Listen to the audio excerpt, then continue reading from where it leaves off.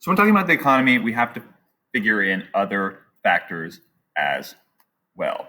So we talk about different ways in which we try to bring about growth. We also have to consider some things that are specific about the United States. For example, the wealthiest three families in the country have more of the wealth, more of the money than the bottom half of the country. So a majority of the actual wealth, the majority of the dollars in this country are sitting in three bank accounts. Well, three families' collection of bank accounts.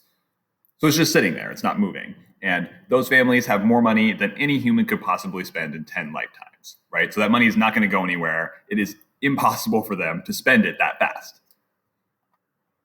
We also have to consider the legacy of slavery, right? That the entire economy was built on a free labor source, and the beneficiaries of that labor, of that economy, were not the people that were doing the work, right? And those people that created the economy were never compensated for it. So where does that legacy fit in?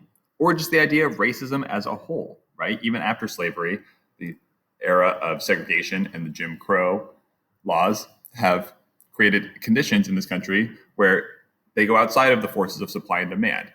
How do economic forces account for the irrationality of racial discrimination? We also did consider the ways in which the United States government, outside of those parameters, does control the economy, even in the form of a free market. So this central bank, the Federal Reserve, sets interest rates, which I know sounds boring and difficult to understand, but basically this just determines how much money banks can get, private banks like the bank that you have your money in, can get from the government. And that determines how much they can loan out. So your likelihood of getting a loan to start a business or buy a house or a car or things like that is determined by the interest rate, which is set by a group of people that are appointed by the president and the Federal Reserve.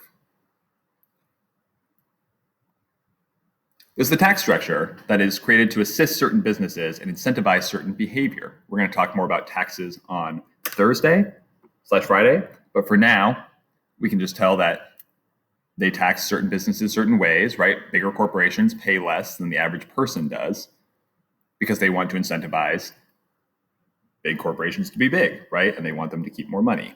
That is how both parties in the United States tend to look at it at different scales. The military creates ideal conditions internationally for American business. We saw several instances of that in your coup projects. And in the last 2 decades, the government has given major banks and corporations billions of dollars. We've had two massive economic recessions, first in 2008, 2009, and then a year ago with COVID. So the government has given money, literally just written checks of billions of dollars to major car companies, major banks, because the economy just can't afford to have those companies go bankrupt. They said, look, if this company goes under, thousands of small businesses will also go under. People will be bankrupted. It will have big economic repercussions. So as politicians, we just cannot let that happen. So we're going to put aside our little free market idea for now and bail out some companies. But is that fair that a corporation can get so big, a bank can get so big that they know that even if they go bankrupt, if the forces of supply and demand make it so that they can exist like plenty of small businesses do all the time, that the government will just bail them out? We've heard the term too big to fail, potentially. That could inspire them to take greater risks with their money, knowing that, what's the worst that happens? We're not going to go out of business because the government won't let us go out of business.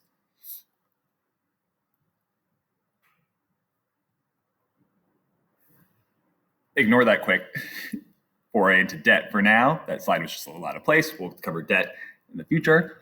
But we also have to talk about legacy of slavery. The government took into account, when creating the Constitution, its greatest asset at the time, which was the free labor source that came with the Three-Fifths Compromise that specifically gave Southern states a majority in Congress, right? So they gave them more power. And remember, the Southern states, the Anti-Federalists, wanted individual powers of the states, but when it came to suppressing insurrections, they wanted everyone to be involved. So if there is a insurrection in Georgia, they said, hey, it's all your problems. And my question is, who do you think would be insurrecting?